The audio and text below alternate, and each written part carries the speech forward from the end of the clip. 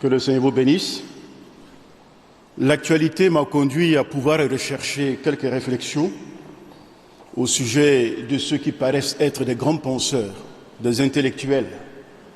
Je voudrais savoir si ces intellectuels, en plus des cerveaux qu'ils possèdent, ils ont un cœur ou une humanité. Et je me suis aperçu que beaucoup n'en ont pas.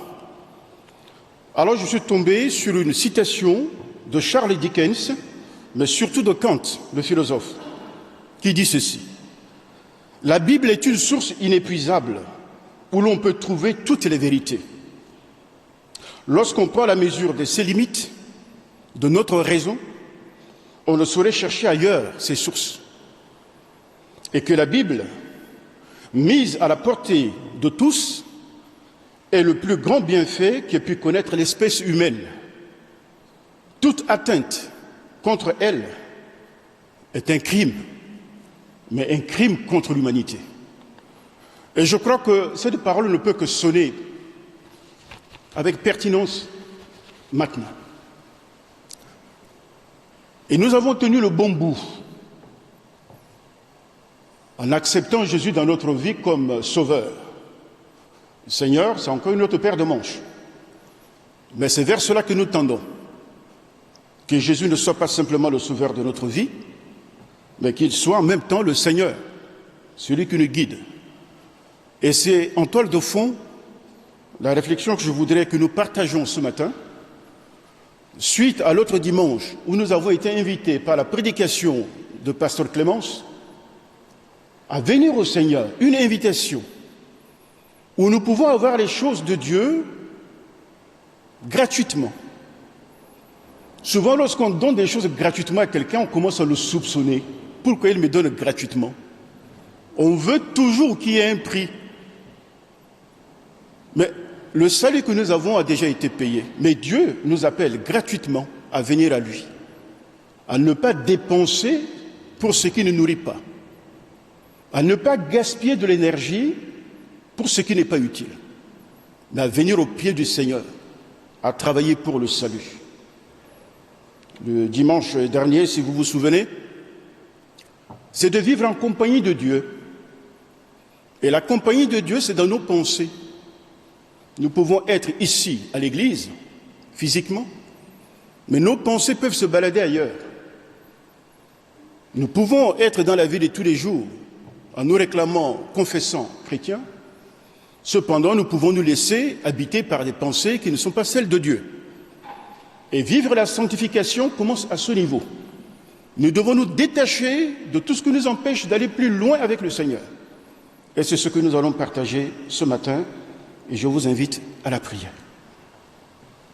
Seigneur, nous venons le cœur libéré, bien disposé, comme une bouteille vidée de son contenu inutile, pour recevoir de toi la parole de vie. Nous te rendons grâce et nous te bénissons dans le nom de Jésus. Amen. On va lire le premier texte parce que c'est une série de textes aujourd'hui, exemple par exemple, qui nous permet de bien saisir cette vérité que j'aimerais que nous partageons. Colossiens chapitre 3. Ne mentez pas les uns aux autres, car ça arrive, vous qui avez dépouillé la vieille nature avec ses pratiques et revêtu la nature nouvelle qui se renouvelle en vue d'une pleine connaissance selon l'image de celui qui l'a créé. Gardez dans votre tête, revêtu la nature nouvelle.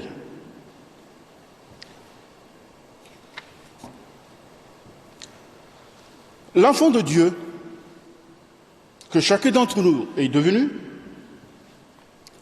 vit souvent dans une sorte de prison dont il n'a pas conscience, en dépit de la liberté que nous avons acquise en Christ. C'est une réalité qu'il ne faut pas ignorer, ni négliger.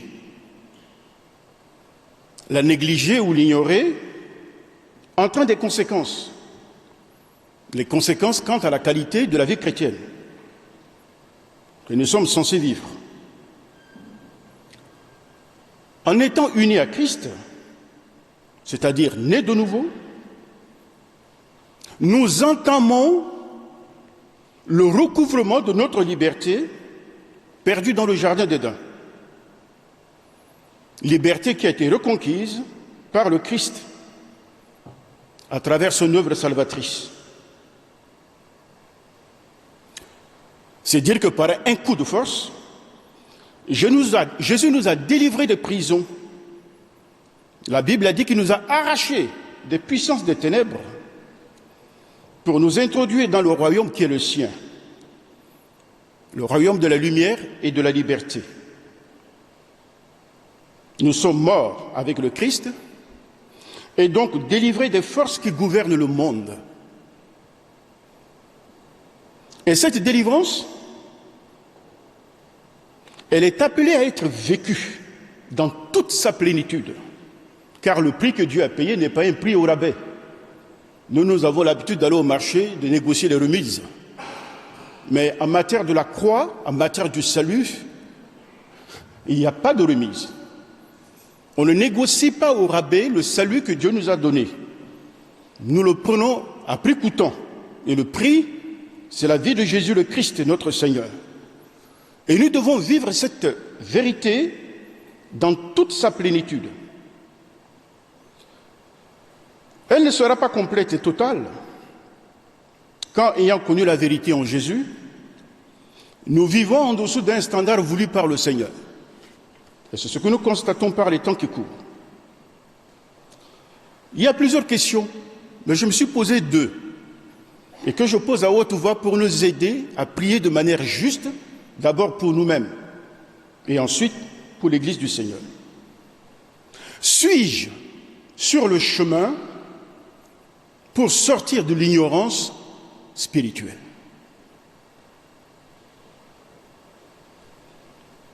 Suis-je en position d'autorité dans ma vie?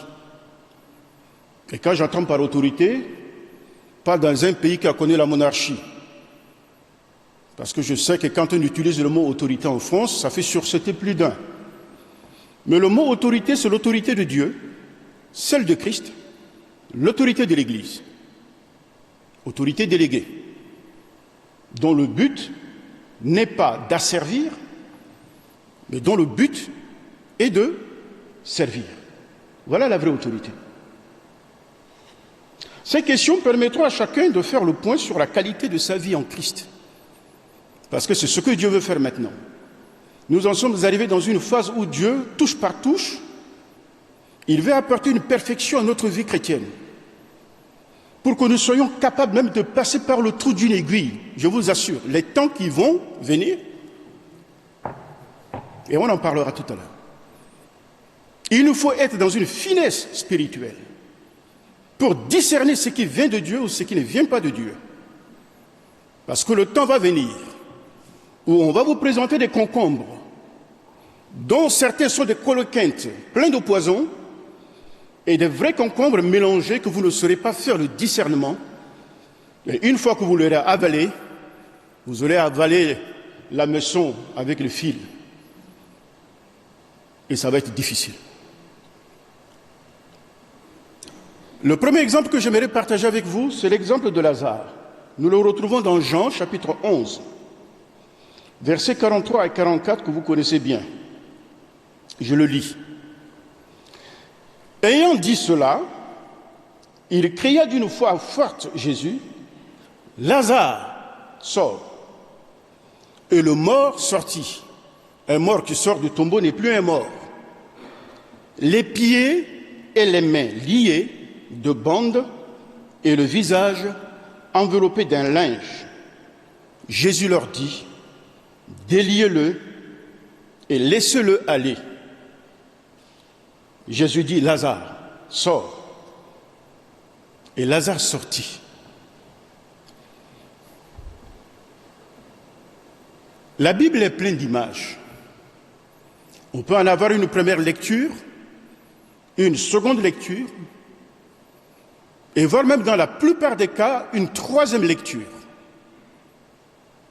Je voudrais que nous examinions les deux derniers, la seconde et la troisième lecture de ce texte. En Orient, quand quelqu'un meurt, On lui fait ce qu'on appelle les toilettes mortuaires. On lui met des aromates, on l'enveloppe de linge et on attache, et ainsi on le met soit dans une grotte, dans le trou d'un rocher, pour la plupart. Au contact de Jésus, Lazare, qui a déjà connu la mort, pour lequel on semblait Jésus venir trop tard, Jésus l'a appelé. Et la puissance de la voix de Jésus l'a ramené de la mort à la vie. On pourrait ainsi faire l'équivalence entre la vie nouvelle que nous avons en Jésus. Parce que lorsque nous connaissons le Seigneur, nous sommes morts, et en connaissant Jésus, nous avons la vie. Cependant, Lazare ne peut pas voir les nuances des fleurs, quoiqu'il est revenu à la vie. Et il ne peut pas se déplacer pour courir ni pour marcher, d'aller d'un point à un autre. Et Jésus va dire, voilà, il a la vie, mais je veux qu'il recouvre toute sa liberté, qu'il apprécie les couleurs, les nuances, qu'il sache discerner le soleil et qu'il se déplace.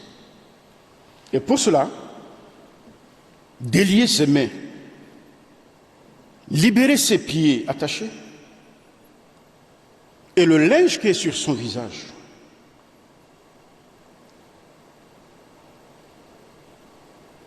Tous ces différents éléments représentent des blocages qui nous empêchent d'aller plus loin en eau profonde avec le Seigneur. Et parfois nous restons à la berge de la vie chrétienne. Moi, pour avoir été enfant, et ne voulant pas nager et ne sachant pas nager, je me contente d'aller aux berges. Mais là, avec vos pieds, vous courez, vous revenez, vous faites de la boue. Par contre, si vous allez en eau profonde, il y a des fois que vous n'avez pas besoin de beaucoup d'énergie pour naviguer. Et c'est ce à quoi Dieu nous appelle, aller en eau profonde. Et donc, il faut que nous soyons libérés de tout ce qui nous entrave les pieds dans notre marche avec le Seigneur, de tout ce qui nous entrave les mains. Vous savez que les mains ont une grande signification dans la parole de Dieu. En tant que membre qui nous permet de nous appréhender quelque chose qu'on nous donne, qui est l'image de la foi, parce que quand Dieu donne quelque chose, avec quoi nous le saisissons? Par la foi. Et la main, c'est le symbole de la foi. Une main liée, c'est une foi qui est liée, qui ne s'exprime plus. Et nous avons vu que l'un des miracles accomplis par Jésus, c'est de délier la main d'un homme qui ne peut pas en disposer pour être indépendant. Que notre foi soit libérée, qu'elle ne soit pas étiolée par les circonstances. Et pour qu'elle retrouve toute sa vitalité, la Bible dit que la foi vient de ce que l'on entend, et ce que l'on entend vient de la parole du Christ. Ayez la foi de Dieu. L'origine de la foi et la nature de la foi. Et souvent, ce blocage nous empêche de prendre le large dans le domaine de la foi. Et ceux qui ont écrit les ailes de la foi, je crois qu'ils doivent être inspirés. Pourquoi avoir une aile ou des ailes? C'est pour voler. C'est pour être dans la liberté. Et la vie chrétienne à laquelle Dieu et Jésus, son Fils, nous appellent, c'est la vie de la liberté. Et de la liberté évangélique. Pas une liberté asservissante que nous voyons circuler dans le monde. Ou ce qui défraie les chroniques ces derniers temps, c'est ces fameux 68 arts qui se sont donnés comme slogan qu'il est interdit d'interdire. Et avec ça, fort de ça, ils font des dégâts dans la société.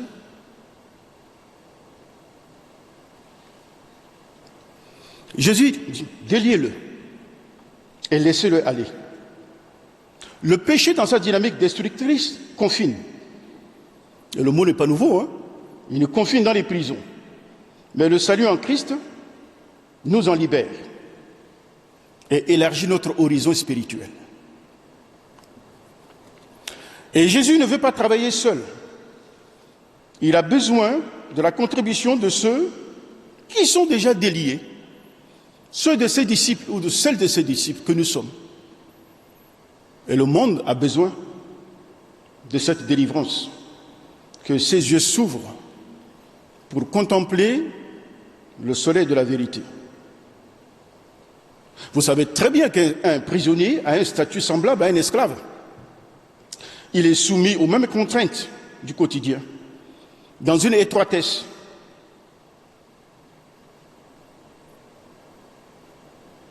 Et la prison, parfois, c'est 4 mètres carrés. Bon, je n'ai pas encore séjourné, ne vous inquiétez pas. Je ne sais pas quelle est la distance qui se fait dans la prison, mais c'est que je sais que les lieux de dormir, le lit n'est pas confortable. Et si dans la vie chrétienne, on est dans un inconfort sur le plan spirituel, c'est qu'il y a un problème. Il faut s'arrêter, faire le point, avant de continuer.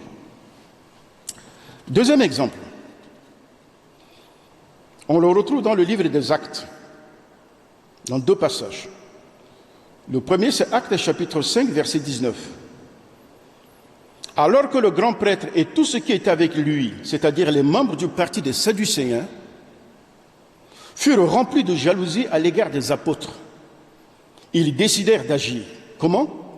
Ils les firent arrêter et les jeter dans la prison publique.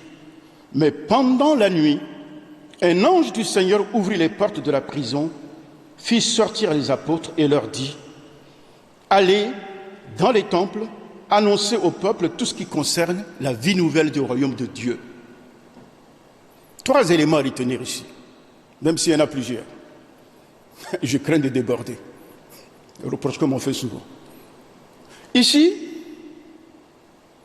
ceux qui se sont laissés animer par la jalousie contre les apôtres, c'étaient ceux qui avaient une position d'autorité religieuse. Et le parti des Sadducéens.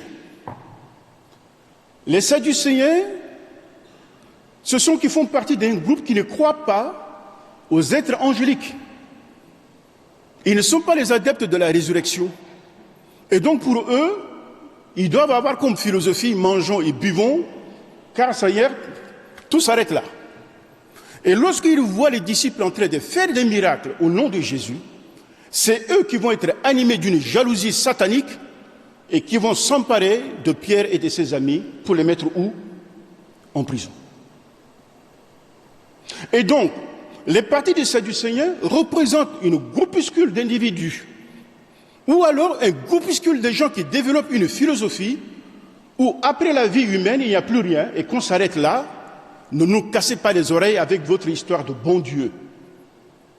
Et on fait des raccourcis entre les terroristes et les évangéliques. On est assis sur un volcan là, hein. Je ne sais pas si vous vous en rendez compte. Il faut cuire notre genou dans la prière. Parce qu'ils veulent mettre l'église de Jésus-Christ sous le chape de plomb. Mais qu'ils soient convaincus que la bataille est perdue d'avance de leur côté. Mais le Seigneur a besoin de nous dans cette situation pour avancer. Allons-nous disposer de toute la liberté d'exercer notre foi ? Voici une forme de prison. La prison peut être celle dans laquelle on est enfermé, cachot, artificiel. Mais une prison peut être aussi les liens qui ne sont pas liés au diable, parce qu'il y en a d'autres qui trouvent dans les liens une origine diabolique. Mais dans les liens qui entravent notre marche, ce n'est pas souvent le diable, c'est notre vieille nature. C'est des mauvaises habitudes que nous avons acquises par le passé, dont on a de la peine à s'en détacher, et par réflexe, elles reviennent. Et c'est contre cela qu'il faut se bagarrer. Voilà la piété. Voilà la culture de la vie chrétienne. Nous avons été courbés par le péché, Jésus nous a ramenés, et la bataille dans notre pensée qui influe nos actes se déclenche, et c'est là où nous devons être résistants, nous équiper de la parole de Dieu pour résister à cela. Vous savez le lieu où Jésus a été crucifié? Comment s'appelle ce lieu? Golgotha, le lieu du crâne. Et donc la bataille du chrétien, c'est là, où on gagne ici, où on perd là.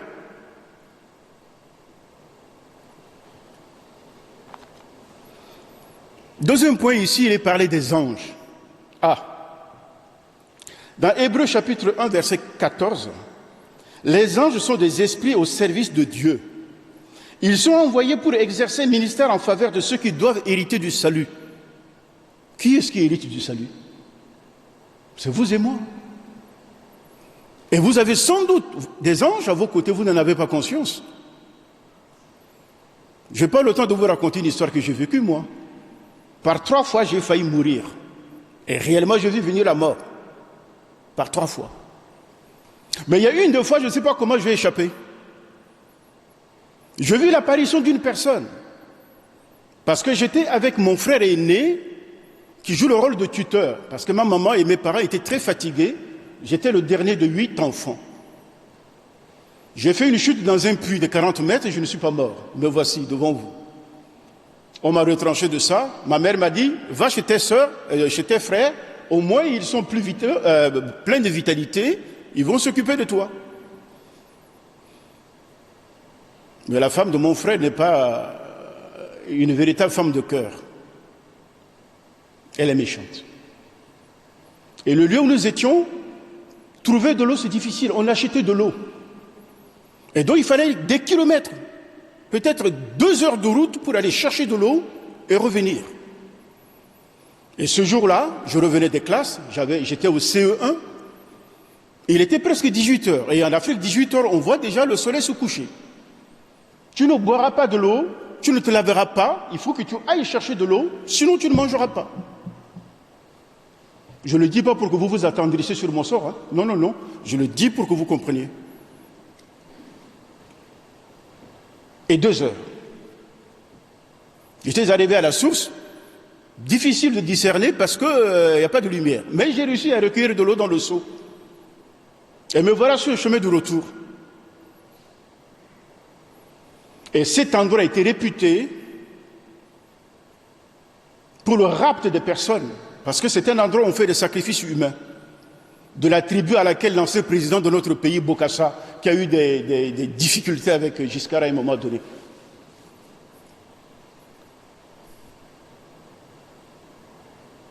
Et je voyais des personnes, 3 personnes qui venaient, et je connaissais, vous le sentez, un enfant dont 11 a une sensibilité pour voir qui sont les méchants, qui sont les justes.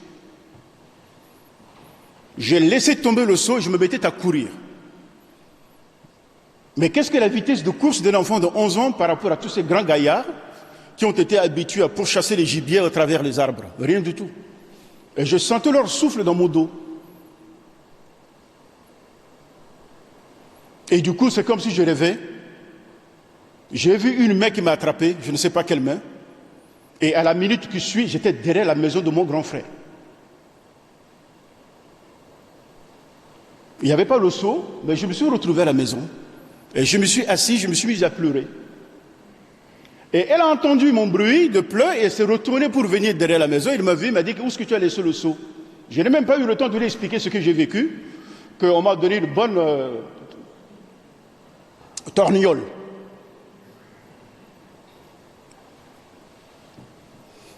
Les deux autres fois, je vous raconterai dans d'autres circonstances. Donc les anges seront à nos côtés. Quand les temps vont être difficiles, et je ne le dis pas pour vous faire peur, pour vous préparer, on va arriver à ce temps-là. Attendez-vous à la présence angélique qui viendra à notre secours. Notre professeur chrétien ne manifeste pas souvent la liberté et la vie de l'esprit, en raison d'autres contraintes qui pèsent sur nous, des pensées que nous hébergeons, qui ne sont pas en accord avec la parole de Dieu. Sans le vouloir, ou même sans le savoir, nous acceptons et nous maintenons une forme de deal pour ne pas déranger le royaume de Satan, en acceptant de vivre une vie chrétienne en dessous du standard voulu par le Seigneur. Parce que lorsque nous commençons à vivre la vraie vie chrétienne, nous commençons à déranger le royaume du diable et le retour de bâton ne se fera pas attendre, en tout cas. On n'est plus offensif sur le domaine de la foi. On est trop tendre. Sommes-nous captifs de la passivité? Car c'est une forme de prison. De quoi pourrons-nous encore être captifs? Et comment s'en sortir? Et je finis. Le troisième exemple, c'est toujours dans Actes, mais cette fois-ci chapitre 12.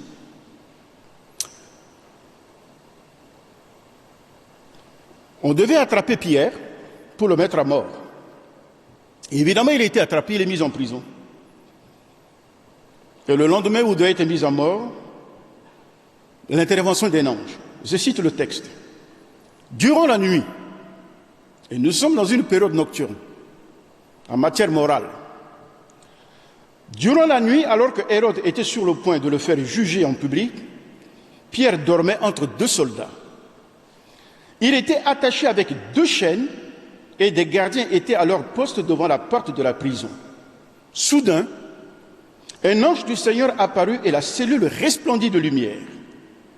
L'ange toucha Pierre au côté et le réveilla et lui dit « Lève-toi vite !»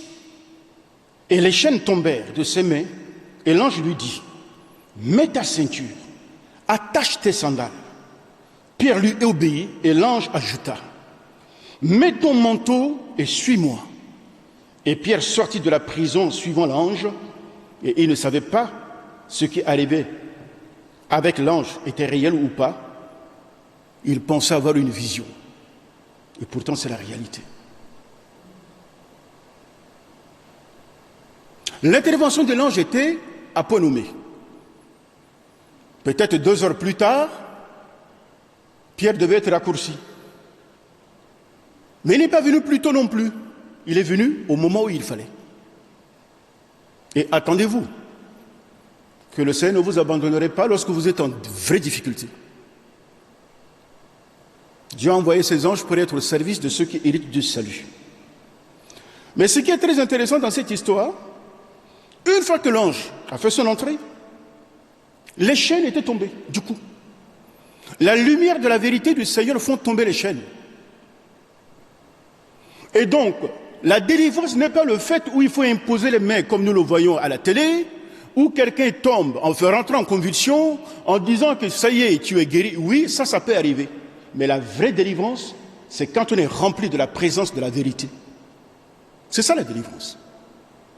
Je connais la vérité de Dieu à 30%, je connais la parole de Dieu à 50%, et au fur et à mesure que la parole de Dieu habite en moi, la lumière jaillit dans mes zones d'ombre.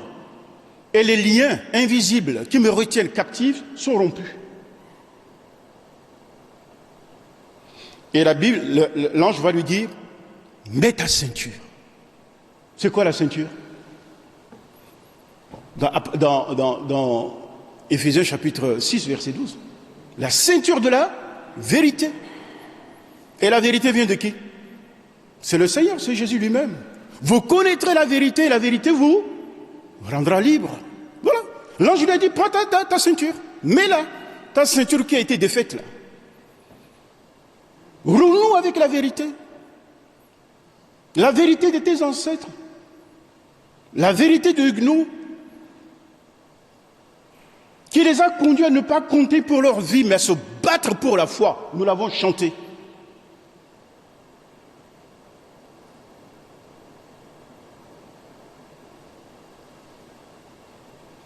Parce que l'autre manière du diable, c'est d'utiliser le cheval de Troie et de vider la vérité de son contenu. Et on a parfois une foi qui n'a qu'une coquille, mais la force qu'en fait la foi n'y est plus.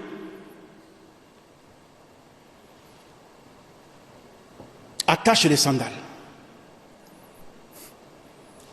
Les sandales. Mettez à vos pieds les chaussures, les sandales que donne l'évangile de paix, le zèle. Le zèle d'annoncer la bonne parole. Parce que là, je vais lui dire que tu vas annoncer la nouvelle au temple. Allez, mets tes sandales. Et souvent, on met les sandales quand on a une longue distance à faire.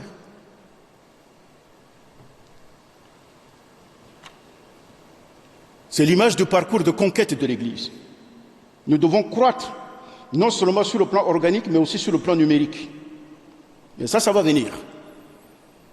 Lorsque les dernières forteresses vont être mises à mal, vous allez voir qu'on va être submergé par des vagues. Et ce sont des nouvelles personnes qui viendront à l'Église. Pour l'instant, la bataille est de démonter les forteresses qui empêchent la puissance de l'esprit de jaillir. Mais lorsqu'on en sera arrivé pour donner le dernier coup aux forteresses qui vont tomber, on va être submergé par les vagues de la puissance de Dieu et les âmes viendront écouter le message de l'Évangile. L'autre dernier, et je m'arrête là, se met ton manteau et suis-moi. Le manteau, c'est le symbole de la protection, mais en même temps c'est le symbole de l'autorité. Le manteau d'Élie qui est tombé sur Élisée. Le manteau, c'est la nouveauté de vie, de la justice de Christ dont nous devons être revêtus. Revêtez-vous de l'homme nouveau.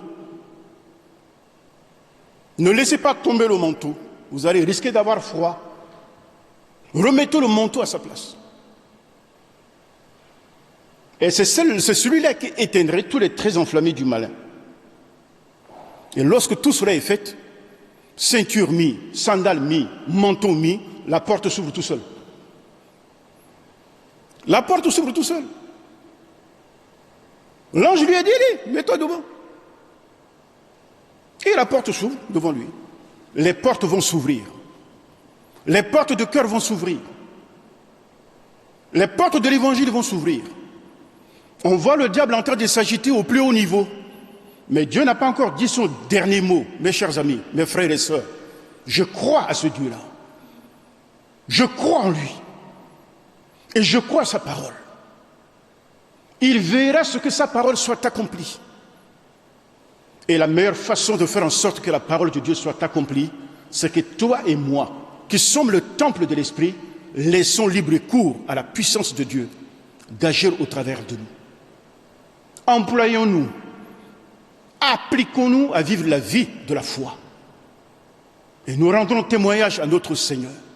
Nous rendrons gloire à Jésus, qui a payé un prix inestimable et par lequel nous sommes sauvés. Vous voyez le prix avec lequel Dieu a payé pour nous délivrer. Christ nous a libérés. Soyons vraiment libres. Tenons bon. Ne nous laissons pas de nouveau réduire en esclavage sous quelque forme que ce soit. Laissez l'Esprit Saint, à travers la parole de Dieu, conduire notre vie. Qui dit une vie consacrée, dit une vie libérée. Une vie libérée, c'est une vie qui est débarrassée de toute entrave qui nous empêcherait d'aller plus loin dans le Seigneur. Jésus n'a-t-il pas dit « L'Esprit de Dieu est sur moi, car l'Éternel m'a oint pour proclamer aux captifs la délivrance, pour renvoyer libres les opprimés. » Tout ça pour nous donner une appétence spirituelle qui se réduit jour après jour en peau de chagrin. Dieu ne peut pas nous donner à boire au-delà de ce que nous désirions.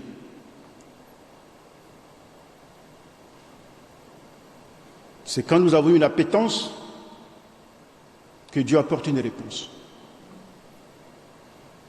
Souvent on me dit que tiens, le message est trop fourni, ça risque de produire l'indigestion. Ce n'est pas vrai sur le plan spirituel. Indigestion sur le plan physique, quand vous mangez du caviar, vous buvez ceci, vous mangez cela, vous buvez cela, sans vous contenir, vous avez mal au ventre.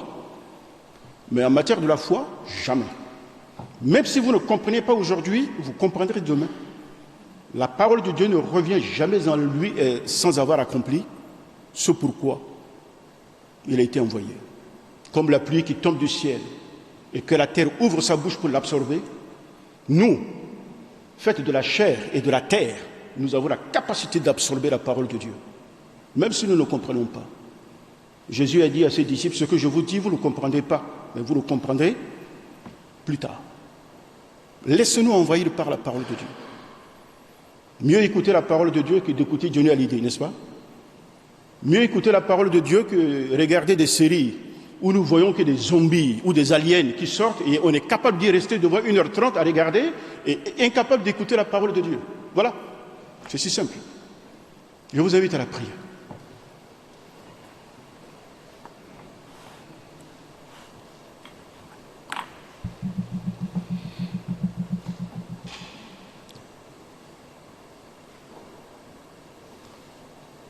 Seigneur,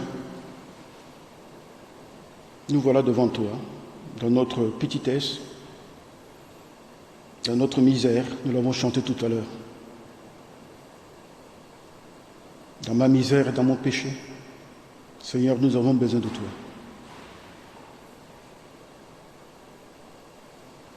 Viens nous libérer, Seigneur, tes liens invisibles. Viens nous libérer, Seigneur, parfois de mauvaises habitudes qui semblent avoir beaucoup plus de force que notre volonté. Mais nous te prions de venir au secours de notre cœur, de notre volonté, pour nous rendre vainqueurs, Seigneur, des choses qui veulent nous engloutir. Donne à chacun d'entre nous de briller de tout son éclat, de libérer de tous les liens, comme l'âne dans Luc, chapitre 19, à Bethphagée, où tu as demandé à tes disciples d'aller le détacher, car le Seigneur en a besoin.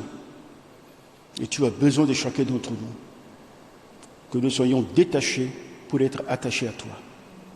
Nous te rendons grâce et nous te bénissons au nom de Jésus. Amen. On va se lever, on va chanter un chant de tout notre cœur. Les anciens le connaissent. Christian avait chanté ça ce matin, peut-être pour que vous l'ayez à l'oreille. Grand Dieu, ta souveraine grâce.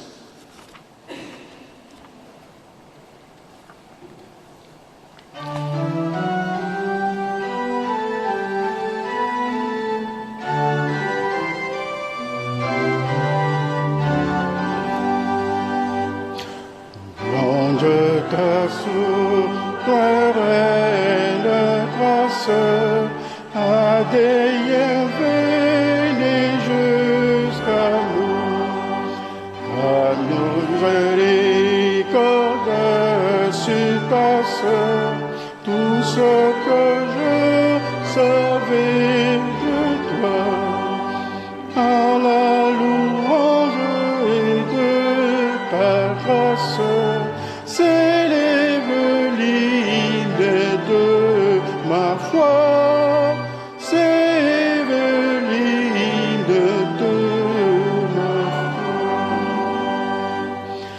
J'avais mérité ta colère et j'ai trouvé grâce à tes yeux. Pour moi, ton Fils sur Calvaire a versé son sang précieux. Ô grâce ineffable mystère, qui m'ouvre la porte des cieux, qui m'ouvre la porte des cieux. Hélas, dans ma folie extrême, Seigneur, je ne te cherche pas. Tu daignes à me chercher toi-même, ta grâce a brillé sur mes pas. Maintenant, oh, je t'aime et je suis heureux dans tes pas, et je suis heureux dans tes pas. Asseyez-vous. Vous l'avez dit vous-même. Vous êtes heureux dans les bras du Seigneur. Alors, ne vous en échappez pas. Restez entre les mains du Seigneur. C'est le lieu où vous pouvez trouver la sécurité. C'est le lieu où vous êtes appelés à y vivre. Nous allons nous approcher de la table du Seigneur.